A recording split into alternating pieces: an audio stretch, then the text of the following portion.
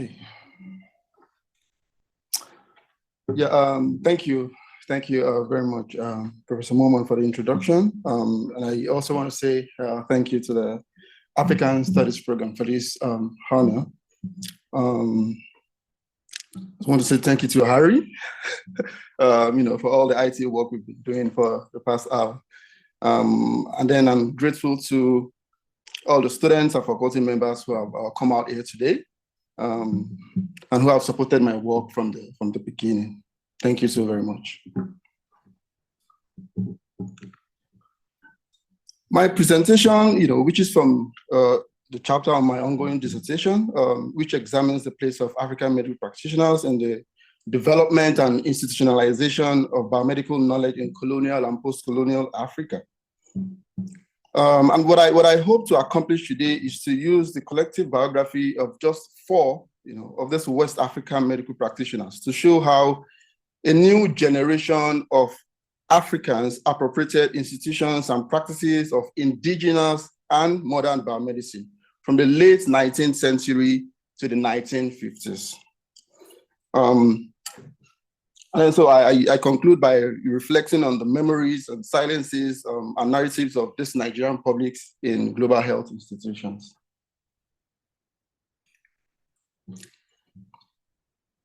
I begin this presentation with the image of Sopona at the Museum of the United States Center for Disease Prevention and Control, the CDC. The history of smallpox eradication from colonial to post-colonial Africa often frames the African public as resistors and anti-vaxxers who chose smallpox deities like the Sopona over vaccination and biomedicine, as we see in the quotes above. We see this in the caption, which is attached to the Sopona image, which frames Sopona as a relic of the past. The CDC believed Sopona to be, quote, the most iconic object in the CDC museum, which represents the international effort to eradicate smallpox in the 1960s and 1970s, end of quotation. Such categorization that focuses on cultural representation see Africa as a public health darkness and silences the role played by African medical practitioners in the history of biomedicine and smallpox eradication.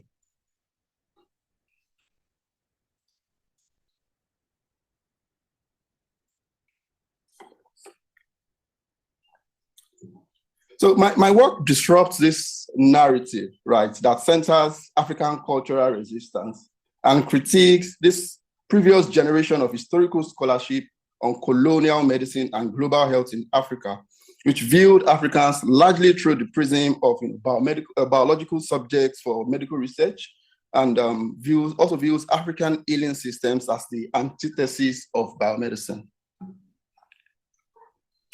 My work tasks us to shift the perspective of global health institutions to focus on the role played by African medical practitioners. I argue that Nigerian medical practitioners demonstrated a unique epistemology of health by co-opting and adapting indigenous healing practices and Western biomedicine. And they believe that training and educating Africans in biomedicine was crucial to achieving African health needs. The ideology of health of these Nigerian medical practitioners emerged from an admixture, from an admixture of indigenous healing systems and biomedicine. And they believe that training and educating Africans is crucial to achieving African health needs. I believe I've said that line before. But the politics and through their politics and the push for vaccination, Nigerian medical practitioners helped in the formation of what I am calling the Nigerian biomedical public. I use Nigerian biomedical public to describe groups of Nigerian intellectuals and lay people that gradually came to adopt, rely upon, appropriate, and remake biomedical practices, technologies, and institutions into ones that serve the needs of the people of the African continent. A biomedical public encompasses the rise of a peculiar historical shift towards biomedicine on the African continent, albeit with African medical practitioners as important protagonists. Nigerian medical practitioners contributed to the building of this biomedical public in their navigation of the plural health systems in Africa, beginning in the 19th century, at the time and the early 20th century, at the time when the colonial state struggled to find its feet on the continent. I built the concept of the Nigerian biomedical public from the notion of publics as described by science and technologies studies scholars and anthropologists. Medical anthropologist Ruth Prince, for example, described publics as, quote, a distinct social identity characteristic of the contemporary world, comprising individuals who may or may not meet face to face, end of quotation. Prince also uses the term pandemic publics to describe the interplay of visibility and presentation, voice and audience in the process by which collectives are brought into being over the course of an epidemic.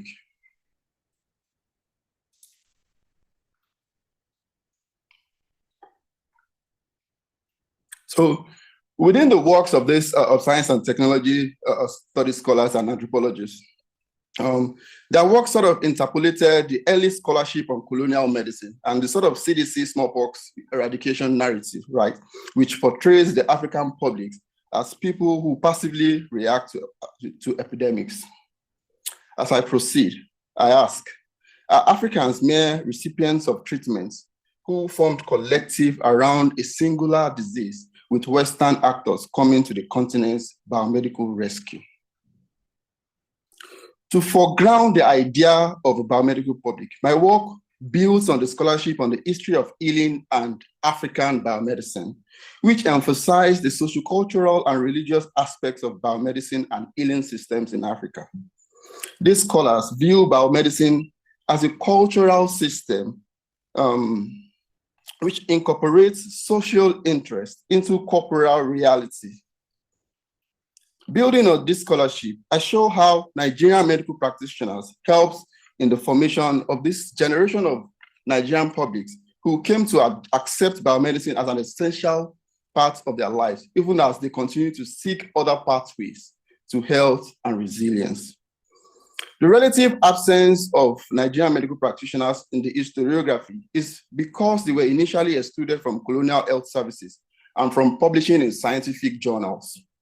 They instead sought outlets for their work in academic theses, pamphlets, locally published books, newspapers, and autobiographies. I rely primarily on these sources, supplementing them when needed with colonial medical reports. And here are the stakes of my work. Center, African historical actors and show that Africans appropriated biomedicine towards their own ends. I demonstrate that African medical practitioners continually negotiated the line between indigenous healing practices and biomedicine. I also contribute to the scholarship on how African experts improvise medicine by challenging colonial and Western scientific hegemony. The history of this biomedical public is also entangled in the nationalist project of independence.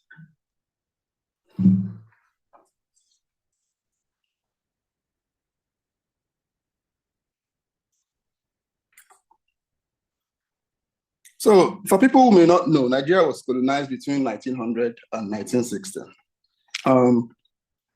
This map in this slide shows the complexity of the country. It is obviously an enormous task, right, to colonize people of this, disparate ethnic, linguistic, social diversity. My work shows that Nigerian medical practitioners were also entangled in this colonial project and in the very process of decolonization, nation building, and all of the inequalities that besets the post-colonial state. My presentation focuses largely on Yoruba doctors in southwestern Nigeria. So within this part, most of my actors come from this region. I also focus more on the urban centers, including Lagos, Abeokuta, and Ibadan, all within this part, Ibadan, Abeokuta, and Lagos over there. So similar to the project of colonialism, the history of biomedicine and these medical practitioners in Nigeria is skewed towards the urban centers, which was the seat of the colonial government, and where biomedical institutions were first established. And because the colonial project is also gendered, the actors that I will be presenting today are male, right? It wasn't until the 1920s that we started to have female medical practitioners, and the first set were actually trained by Nigerian medical practitioners themselves. So in the larger project, I tried to capture all these, the gender part of the work, while grappling with the implications of this skewed evolution of biomedicine for the Nigerian biomedical public. So we move to the, to my first actor, John Farrell Eastman.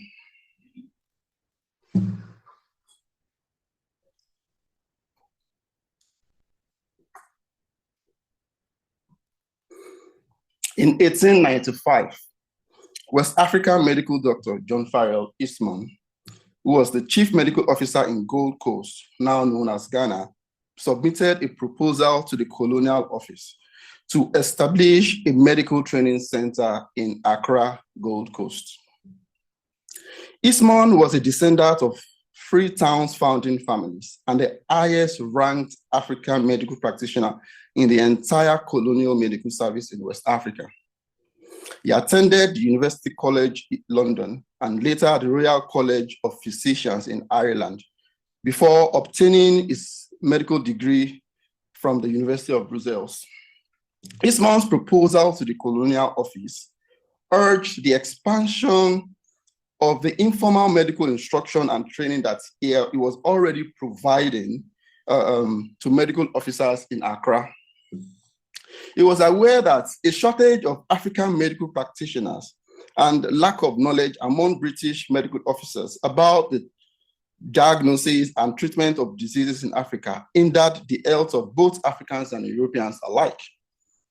High death toll from diseases like smallpox, malaria, and yellow fever featured prominently in British colonial reports. Eastman's proposal to build medical institutions in Africa was echoed by other West African trained medical practitioners, including Africanus Hudson and John Randall.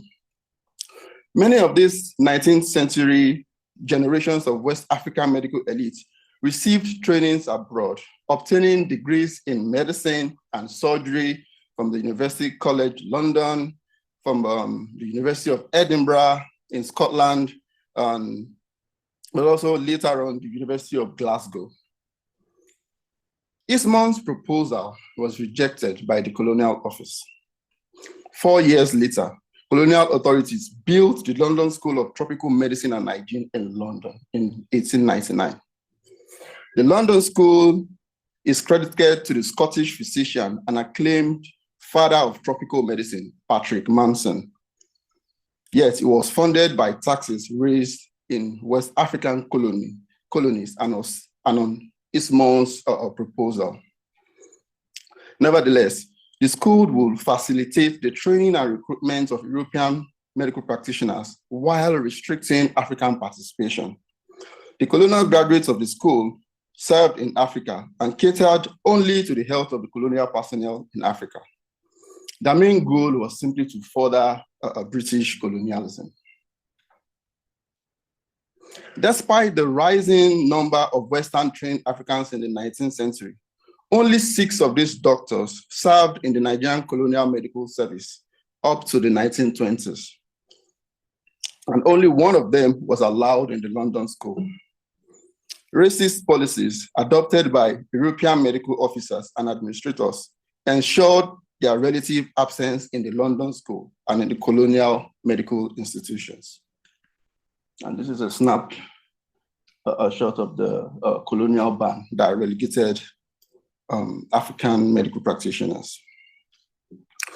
So, for example, this Native Medical Ordinance of 1902 relegated African doctors, including Eastmont, to the position of assistant medical officers, stifling their growth and professional mobility.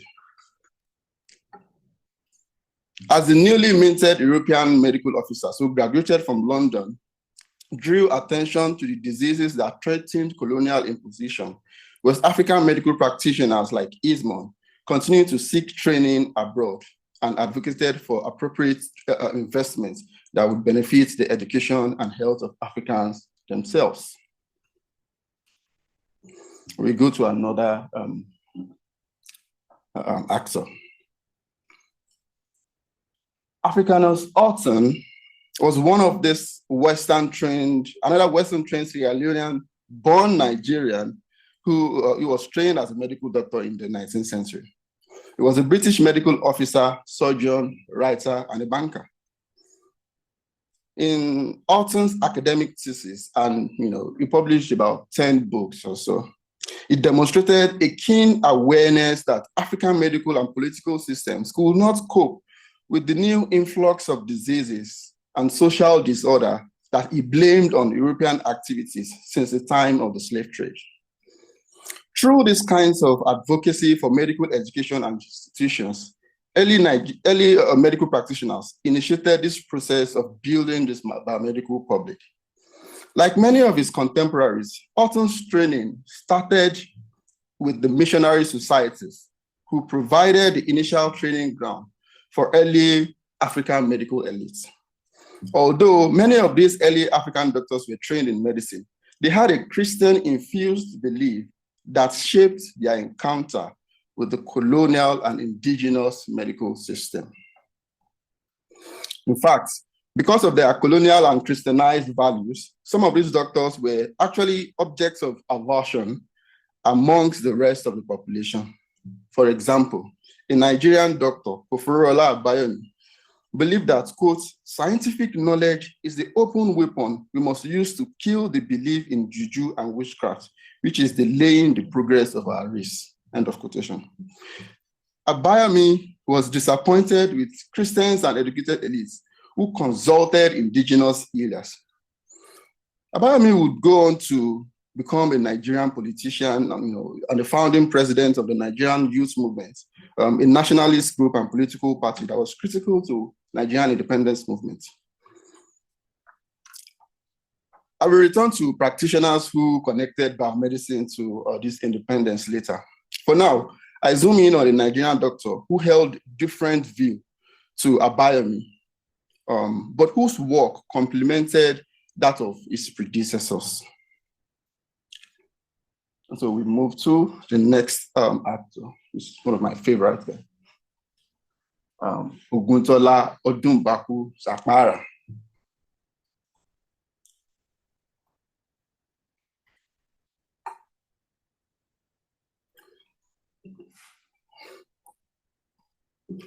So another major development that shaped the trajectory of biomedicine in Africa was championed by the famous Sierra Leonean-born Nigerian medical practitioner, Oguntola Sapara.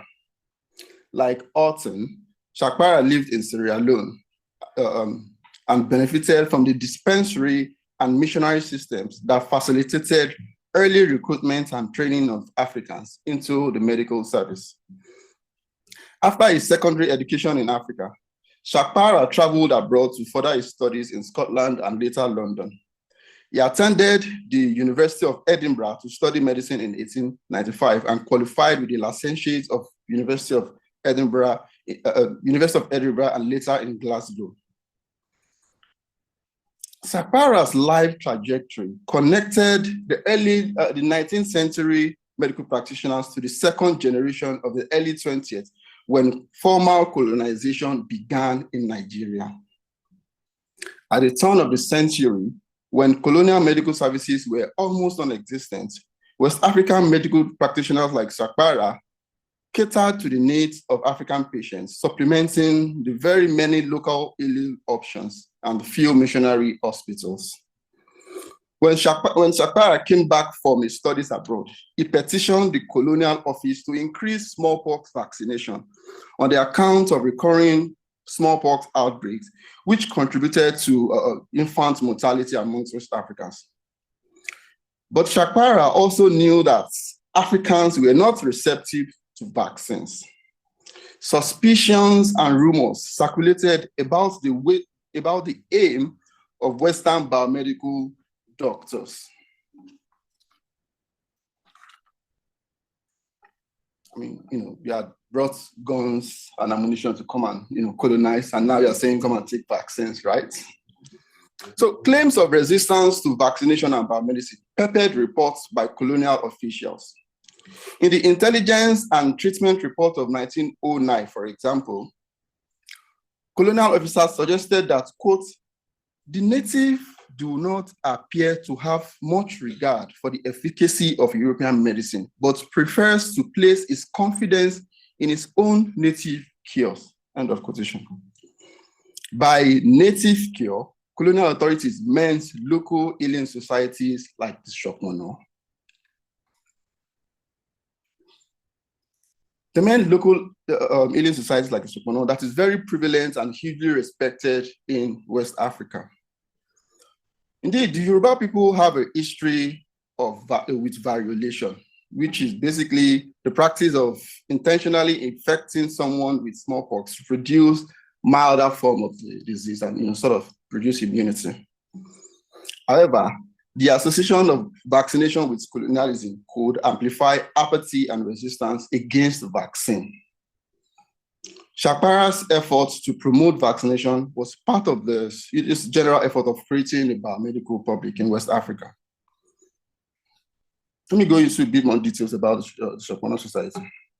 The Sopona Society was one of the most trusted local public health institutions that held sway in the definition and provision of health services across West Africa. So in a bid to understand how the society operated, Shakpara joined the Sopona Society.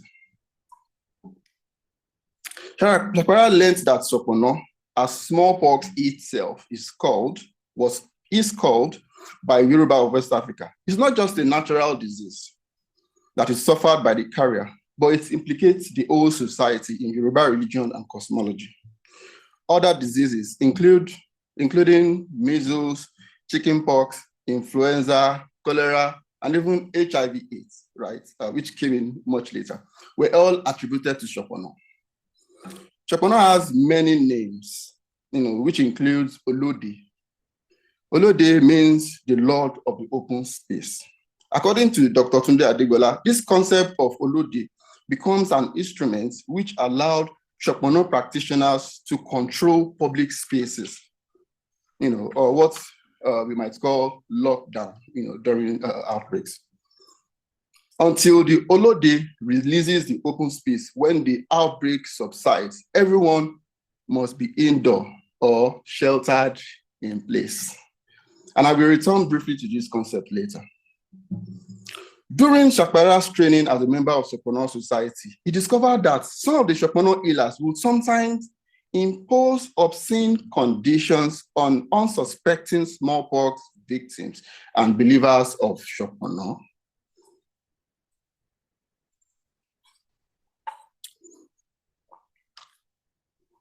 These healers offer care, medication, and protection during epidemics of smallpox and other diseases. Yet, some of these healers who are immune to smallpox were only in charge of the victim's properties. Because the properties of the smallpox patients can be contagious, if the patient died, all of the properties of the victims reverted back to the healers, and then more valuables are extracted from the relatives of the victims. It could be in the interest of the healers to spread the disease, Shakpara observed. In his classic report of 1907, Shakpara presented his research and recommendation based on this work he did while training as a member of Sopona to the colonial government in Nigeria. When colonial authorities read this report, they immediately made the worship of Sopona illegal by modifying existing witchcraft and juju ordinance and made the worship of Sopona punishable by law.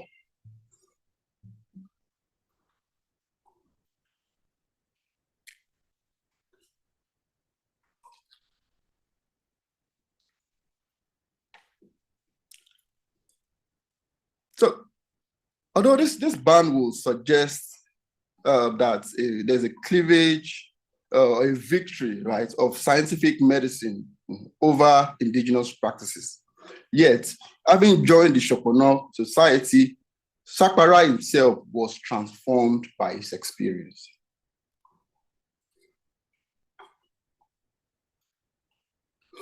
Sakpara then championed the professionalization of indigenous medicine to encourage more African participation in biomedicine,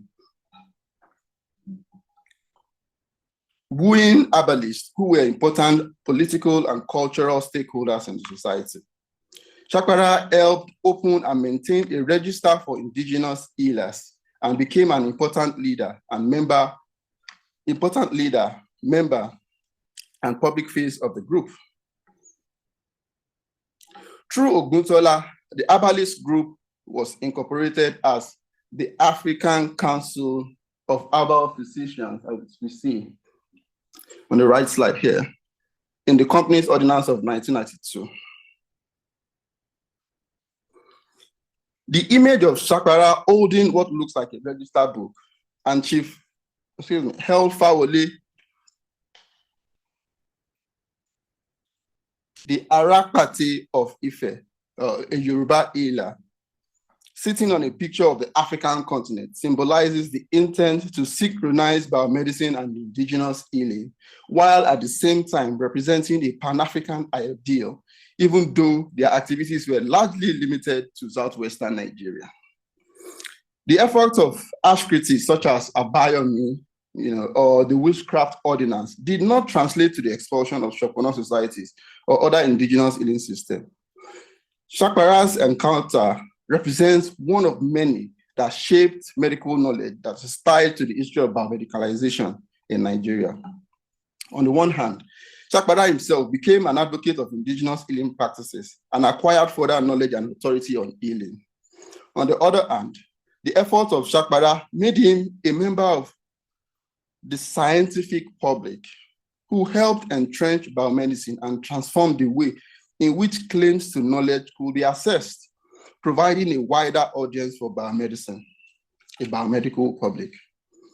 The idea that Nigerians increasingly demanded biomedicine after the efforts of Sakpara and others like him was emphasized in this quote in the Nigerian Pioneer in September 1924. We have said over and over again in this journal that if it is really the intention of government to popularize scientific methods of healing, eating, etc., among our people, it is highly essential that dispensaries are built in greater numbers near and among the people. It is calling too much on the natives of the place who had for generations familiarized themselves to methods of medicine men to leave these classes of men always in handy and seek relief in case of emergency from some European and scientific treatment obtainable only some miles away. The emerging biomedical community could only be strengthened by the establishment of biomedical institutions in close proximity to the people, as the magazine suggested. This would be further strengthened by the efforts to corporatize and professionalize indigenous medicine. Sakpara's intellectual competence, his closeness to the people, and the public testimony for science that emanated from his engagement with the local medicine men helped build the relationship between biomedicine and the Nigerian public, the social capital needed for the legitimization of biomedical institutions, the likes of which Orton and Eastman and other colleagues had advocated in the 19th century. Sakpara also gave regular talks during what he referred to as health weeks. which often had massive public turnouts and were popularized in local newspapers.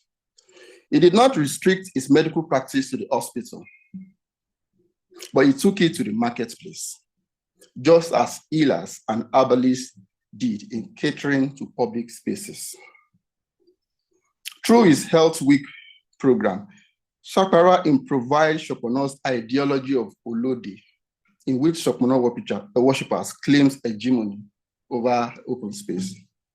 So public speech and newspaper stories were the filters for which elements of indigenous healing and biomedicine were translated and transmitted for public digestion, albeit with a bias towards the use of biomedicine. Sakpara's clash with the healing cult enabled colonial authorities to further institute compulsory vaccination in Lagos and Abeokuta. These were two areas that were the frontiers of urban development in Nigeria. The British colonial government then began vaccination in some areas and simply intensified it in others. The fact that by 1937, over 700,000 vaccinations were conducted in Lagos and other regions emphasized the role that was played by Sakpara and his contemporaries. By 1951, the numbers has escalated to over 7 million. Through the works of Nigerian medical practitioners, this Nigerian biomedical public sought medical education and became more accepting of vaccines as they navigated the plural health system in colonial Nigeria. Then we move to Ajose.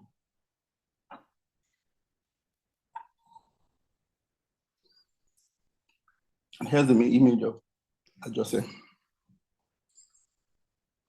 As decolonization gathered pace across Africa with Ghana's independence in 1957, Nigerian medical practitioner Oladele Ajose published a pamphlet titled Public Health and the Citizen, where he connected the efforts of Nigerian medical practitioners like Sakpara and his predecessors to the idea of citizenship. Born in 1907, Ajose was a royal family in Lagos, in southwestern Nigeria. He attended the University of Glasgow in Scotland, graduating in 1932 before taking his diploma in public health in 1935. On his return to Nigeria, even as a graduate, he was appointed as assistant medical officer. Okay.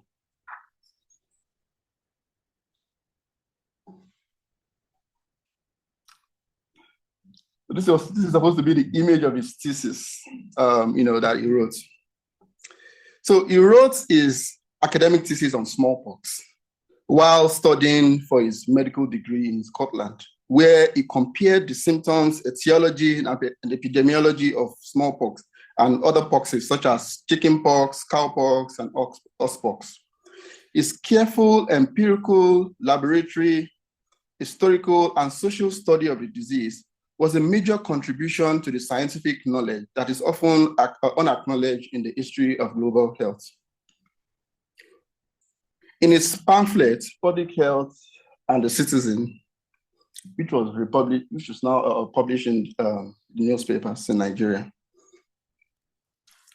Ajose connected efforts of Nigerian medical practitioners and sanitary inspectors to the idea of citizenship. Quote, "The babies of today are the citizens of the future," wrote Ajose. Ajose believed that public health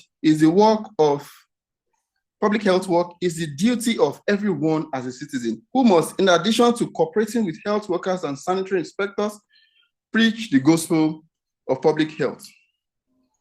For Nigerian medical practitioners like Ajose, being healthy and biomedically aware was part of becoming a Nigerian as a country gradually approached independence. To Nigerian medical practitioners, loyalty to the country by becoming a member of the Nigerian biomedical public trumps ethnic affinities. Indeed, many Nigerian medical practitioners became a part of the political elites who wrestled power from colonial authorities. Yet, not all Nigerians were sold on the promise of citizenship that elites like Ajose advocated.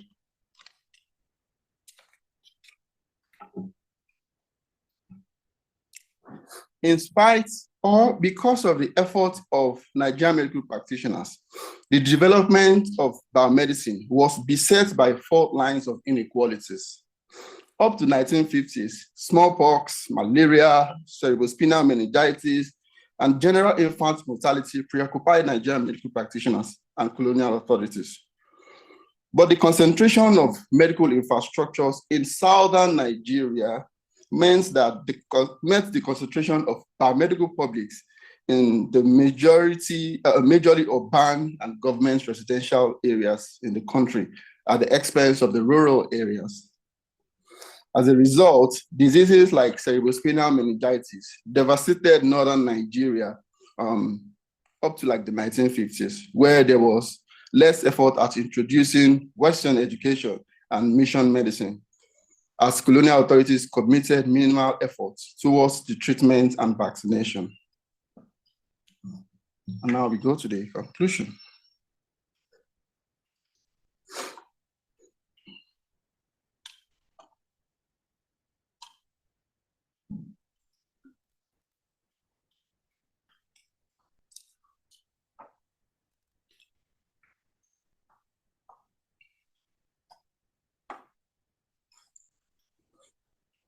So the London School of Hygiene and Tropical Medicine represents the peak of institutional development in tropical medicine, where European medical practitioners such as Patrick Manson, the acclaimed father of tropical medicine, and American doctor David Henderson are immortalized for their contributions to the development of biomedicine. The plaque on the right side was unveiled by Dr. Henderson to celebrate the 10th anniversary of smallpox eradication. According to the CDC, Henderson is the, quote, disease detective who led the international war on smallpox that led to its eradication in 1980.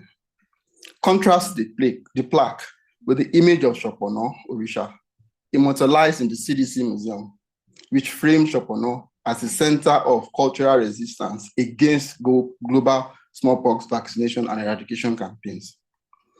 The CDC Museum, the plaque, and the London School are post-colonial memorials of biomedicine that reinforces the silencing of African historical actors.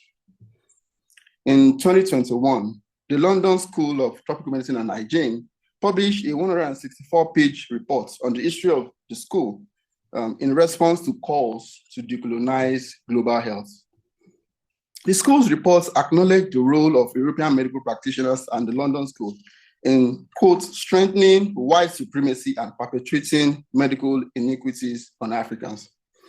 Yet, the role of African medical practitioners who negotiated the lines between indigenous healing and biomedicine did not feature in the report. African actors like Orton, Eastman, Shakpara, and Ajose, who championed the transformations that reshaped the understandings of Africans on indigenous medicine, biomedical practices, and vaccination against the smallpox, were ignored.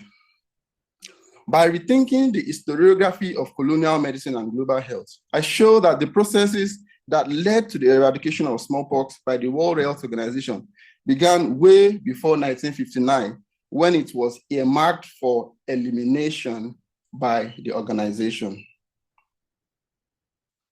Through their participation in smallpox research, control, and vaccination, I show African agency in the long durée history of vaccination and global eradication of the disease beyond cultural resistance and vaccine hesitancy. The racial denigration that these actors suffered under colonialism, their association with indigenous medicine, and their absences in colonial archives are implicated in and reinforced by their negligence in post-colonial memorials of biomedicine. In many West African countries, the story of biomedicine developed with Africans as critical stakeholders, contributing to defining its essence, epistemology, and purpose on the continent and beyond.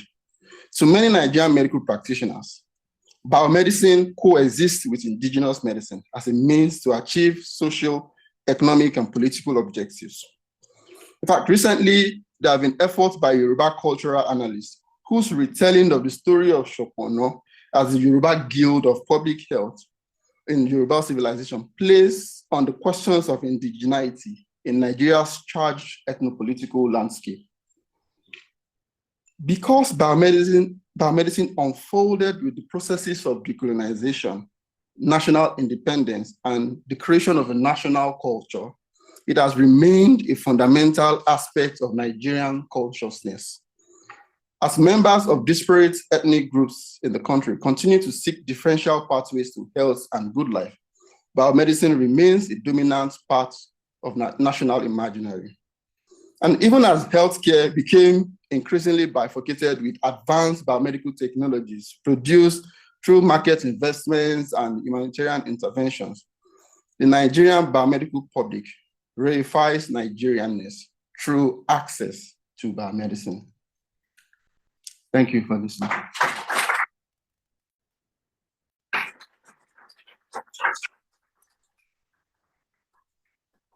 you so much. Do we take some questions? Oh, yes, of course.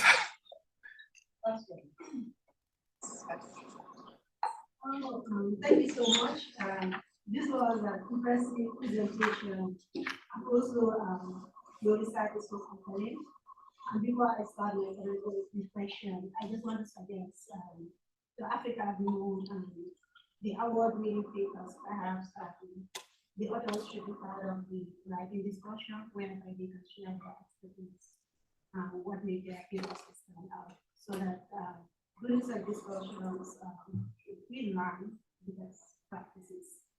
So at the beginning of your presentation, I think one may consider it as a waiver. You did mention about the issues about gender. I believe for me, any research that fails to put the gender dimension into its research has a tendency to reinforce the existing inequalities. Because among all colonies, especially the British colonies, Lagos has always been outstanding due to so many factors. And for you to say that during colonial era, there was no feeling. For example, how about Dr. Elizabeth Adegbite Awoli? Because she was fully qualified, she was a fully qualified doctor in Nigeria, and she was also born in Lagos between 1910 and 1971. She did have practice. And I think it is the same era with Christian activists. I just forgot her name. Yes, exactly. So we also have Dr. Agnes Savage. Although she's British Swedish descendant, but she practiced. We equally have Dr. Irene Idaro, who was also among the earliest female doctors in Nigeria, during Southwest Nigeria. So adding some of these elements into the case perhaps will make it a bit more balanced, or your chapter more balanced.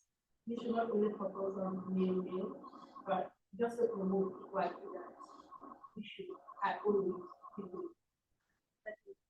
So let's take a few questions. We're going to since we're on time. Luigi.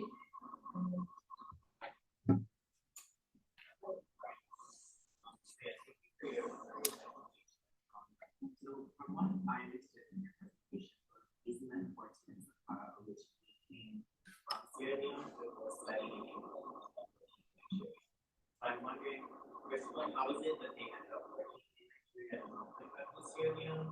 And secondly, did they identify themselves as Nigerian medical practitioners, or did they see themselves more as local African medical practitioners who originally themselves?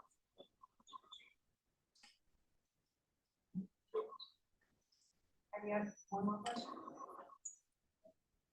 Okay, let's do this too.